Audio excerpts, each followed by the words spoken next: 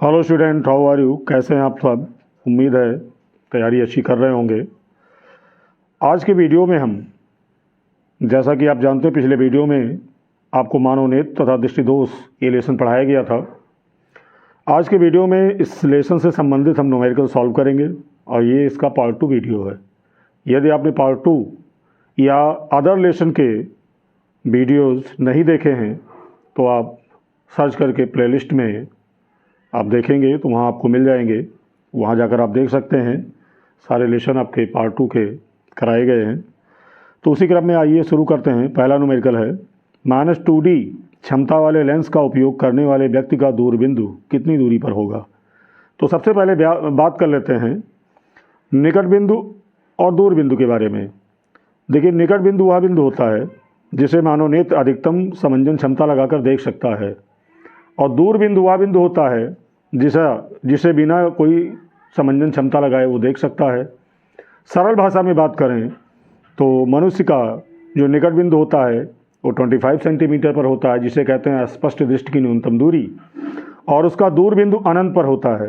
यानी स्वस्थ नेत्र का दूर बिंदु अनंत पर होता है और निकट बिंदु कहाँ होता है? 25 सेंटीमीटर पर। तो आइए न्यूमेरिकल पर। तो -2D क्षमता वाले लेंस का उपयोग करने वाले व्यक्ति का दूर बिंदु कितनी दूरी पर होगा। देखिए, क्षमता इसकी माइनस में है। किस में है? माइनस में। तो इसका मतलब है कि जो लेंस की फोकस दूरी वो ऋणात्मक होगी, यानी माइनस में होगी, और ऋणात्मक फोकस दूरी किसकी होती है? अवतल लेंस की होती है। तो क्षमता को हम P से लिखते हैं। किससे लिखते हैं? P बराबर आपका -2D, D यानी डायोप्टर, ये दिया हुआ है। अब क्षमता से फोकस दूरी निकालते हैं। तो फोकस दूरी अगर F है तो F = होता है 1/P। अब P की वैल्यू रख दीजिए। P की वैल्यू कितना है? -2, और ये जो फोकस दूरी है मीटर में आई। किस में आई? मीटर में। तो -1/2 है, और मीटर से सेंटीमीटर मिलाना है तो 100 से मल्टीप्लाई कर दीजिए। तो 2 1 कम 2, और इसको काटेंगे 50 होगा। यानी फोकस दूरी आपकी -50 सेंटीमीटर होगी। कितनी होगी? -50 सेंटीमीटर। ठीक। अब जैसा कि मैंने बताया कि स्वस्थ नेत्र का दूरबिंदु कहाँ होता है? अनंत पर होता है। तो वस्तु अनंत पर होनी चाहिए। तो लेंस से वस्तु की दूरी को U से लिखते हैं। U = -∞ होगा, और प्रतिबिंब की दूरी पूछ रहा है, यानी दूरबिंदु कितनी दूरी पर होगा, यानी प्रतिबिंब की दूरी ये पूछ रहा है।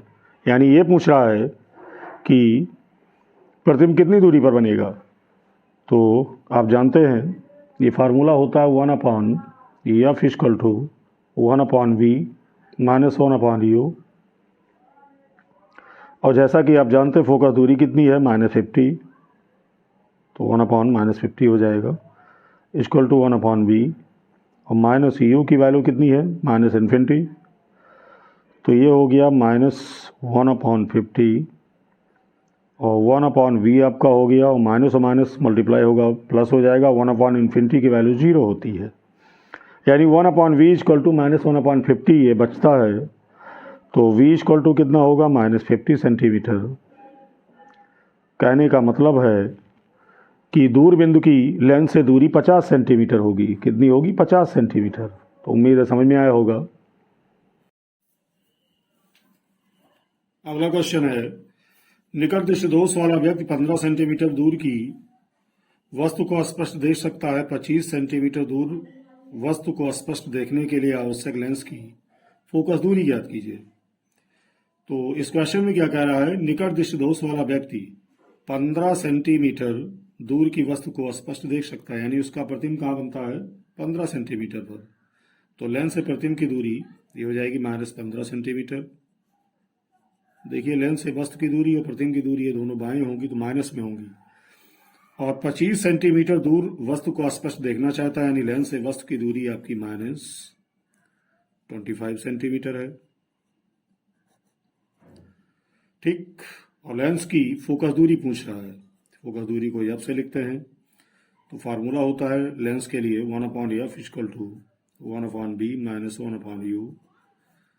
ये यूज करेंगे तो 1/V आपका है -15, और -1/u, तो ये -25, टोटल आपका -1/15, माइनस आपका मल्टीप्लाई होगा, प्लस होगा कितना 25, 1/25 आप पहले ले लीजिए, -1/15। अब क्या करते हैं, इसको मल्टीप्लाई करेंगे क्रॉस, -25 होगा और नीचे 15 × 25, तो क्या बचता है 1/f इक्वल टू, भाई यहाँ पर कितना हो जाएगा -10, और यहाँ आपका हो जाएगा 15 × 25, तो 5 दूनी 10 हो गया और 25, यानी -2/75 ये बना। और ये हो जाएगा एफ इक्वल टू जब हम लेंगे तो -75/2 हो गया, राइट। और जब हम डिवाइड करेंगे 75 को 2 से, तो ये होगा -37.2 सेंटीमीटर। क्योंकि फोकस दूरी आपकी माइनस में आई है, तो लेंस की प्रकृति कैसी होगी, अवतल होगी, अवतल लेंस होगा।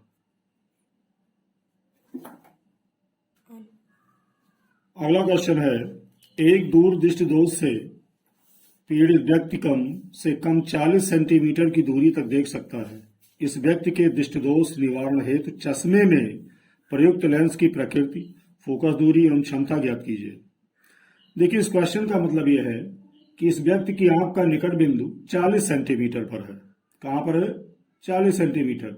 और इसे स्पष्ट दृष्टि की न्यूनतम दूरी यानी 25 सेंटीमीटर पर लाने के लिए हमें ऐसा लेंस चाहिए जो 25 सेंटीमीटर की दूरी पर स्थित वस्तु का प्रतिबिंब 40 सेंटीमीटर पर बना दे।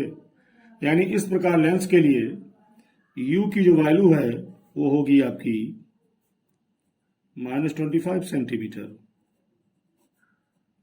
राइट। और v की जो वैल्यू होगी ये -40 सेंटीमीटर होगी। यानी हमें ऐसे लेंस की आवश्यकता है जो 25 सेंटीमीटर पर की दूरी पर रखी वस्तु का प्रतिबिंब कितनी दूरी बना दे, 40 सेंटीमीटर पर। तो सबसे पहले हम फोकस दूरी निकाल लेते हैं, तभी तो क्षमता निकलेगी। तो फोकस दूरी निकालने का फार्मूला आप देख ही चुके हैं, 1/f equal to 1/b minus 1/u। तो v की वैल्यू क्या है -40 और -1/u, u की वैल्यू है -25, तो ये हो जाएगा -1/40 और माइनस प्लस हो गया, राइट। तो अब हम 1/25 पहले ले लेंगे और -1/ क्या होगा 40 ये बाद में रखेंगे। किसकी वैल्यू है 1/f की। देयरफॉर 1/f इक्वल टू होगा, क्रॉस मल्टीप्लाई कराएंगे तो 40 माइनस कितना 25 और नीचे आपका हो गया अपॉन में 25 इंटू कितना 40, माइनस करेंगे ऊपर 15 आएगा और नीचे आपका 25 इंटू 40 हो गया, 5 3 15 और 25। अभी आपका हो गया 3 ऊपर और नीचे कितना हो गया भाई 40 को 5 से मल्टीप्लाई करेंगे 200 होगा। 1/f इक्वल टू, तो f इक्वल टू क्या होगा, उलट जाएगी भिन्न, 200/3 यानी 200/3 सेंटीमीटर। और फोकस दूरी आपकी पॉजिटिव है यानी धनात्मक है, तो लेंस कैसा होगा, उत्तल होगा, ठीक। अब क्षमता निकाल लेते हैं। तो क्षमता के लिए हमें फोकस दूरी को मीटर में लाना होगा। तो क्या करेंगे, 100 से इसको डिवाइड कर देंगे, तो ये हो जाएगा 100 दूनी 200, यानी फोकस दूरी आपकी 2/3 मीटर आई। और लेंस की क्षमता P इक्वल टू होता है 1/f, तो f की वैल्यू क्या हो जाएगी 2/3 और ये उलट जाएगी भिन्न, तो 3/2 ये आपका होगा। और 3 को 2 से भाग करेंगे तो 1.5 आएगा, क्योंकि ये धनात्मक वैल्यू है, तो ये 1.5 डायोप्टर आया। क्या आया 1.5 डायोप्टर। तो लेंस कैसा होगा, उत्तल लेंस होगा। कैसा लेंस, उत्तल लेंस होगा, यानी लेंस की प्रकृति होगी। और पूछ भी रहा था कि लेंस की प्रकृति उत्तल, ये हमने निकाल ही लिया। फोकस दूरी आपने देखा, तो फोकस दूरी कितनी आई है, फोकस दूरी हमने देखा कि 200/3 सेंटीमीटर हो गई और लेंस की क्षमता 1.5 डायोप्टर। फोर्थ क्वेश्चन में हम आते हैं जिसमें कह रहा है एक मनुष्य चश्मा पहनकर 25 सेंटीमीटर की दूरी पर रखी पुस्तक को स्पष्ट पढ़ सकता है। चश्मे में प्रयुक्त लेंस की क्षमता -2 डायोप्टर है। बिना चश्मे के मनुष्य किस दूरी पर रखी पुस्तक को पढ़ सकता है? राइट। तो सबसे पहले हम देखते हैं कि क्षमता कितनी दी है। क्षमता को P से लिखते हैं। P = दिया -2 डायोप्टर और इसकी सहायता से हम फोकस दूरी निकाल लेते हैं। तो फोकस दूरी P = होता है 1/P। तो P की वैल्यू क्या है? -2 है और ये आपकी आएगी फोकस दूरी मीटर में। ठीक, तो अब इसको सेंटीमीटर में कन्वर्ट करते हैं। तो 1 मीटर में 100 सेंटीमीटर होते हैं। 100 से मल्टीप्लाई कीजिए, ये मल्टीप्लाई करेंगे तो 2 से काटेंगे, 50 दूना 100 यानी -50 सेंटीमीटर। और माइनस में फोकस दूरी आई है तो लेंस कैसा होगा? आप जानते ही हैं, अवतल लेंस होगा। कैसा होगा? अवतल लेंस। राइट। और क्या रहा है आगे? एक मनुष्य चश्मा पहनकर 25 सेंटीमीटर की दूरी पर रखी पुस्तक को स्पष्ट पढ़ सकता है, यानी लेंस से वस्तु की दूरी यानी पुस्तक की दूरी है आपकी U = -25 सेंटीमीटर। राइट। और कह रहा बिना चश्मे के मनुष्य किस दूरी पर रखी पुस्तक को पढ़ सकता है, यानी उसका प्रतिबिंब कितनी दूरी पर बनेगा? तो V निकालना है। तो फार्मूला आप जानते हैं, 1/F = होता है 1/V - 1/U। तो F की वैल्यू हमने निकाल ही लिया है, -1/50 और 1/V - 1/U।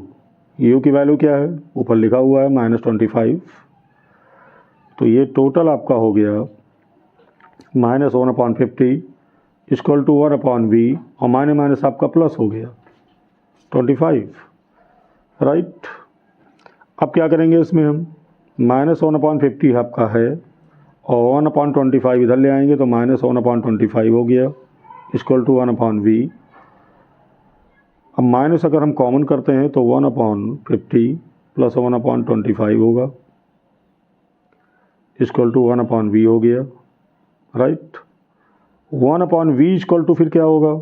Minus, cross multiply कर दीजिए और प्लस आपका 50 और नीचे आपका हो गया 50 × क्या? 25। सॉल्व कर लेते हैं तो ये कितना हो गया? 75 और नीचे आपका 50 × 25 तो 25 3 75 होता है, यानी -3 आपका हो गया 50। किसकी वैल्यू है? 1/V। तो उलट दीजिए, V = आपका होगा -50/3 यानी 50/3 सेंटीमीटर, यानी इतनी दूरी पर रख कर वो पुस्तक को पढ़ सकता है। तो उम्मीद है क्वेश्चन आपको समझ में आए होंगे। और ये समझ में आया है तो वीडियो को लाइक कर दीजिए और अन्य ग्रुपों में ज़्यादा से ज़्यादा शेयर कर दीजिए। और यदि अभी तक आपने चैनल को सब्सक्राइब नहीं किया है और चाहते हैं कि आगे के लेसन भी ऐसे ही आपको मिलते रहे और तो आप चैनल को सब्सक्राइब कर लें। थैंक्स।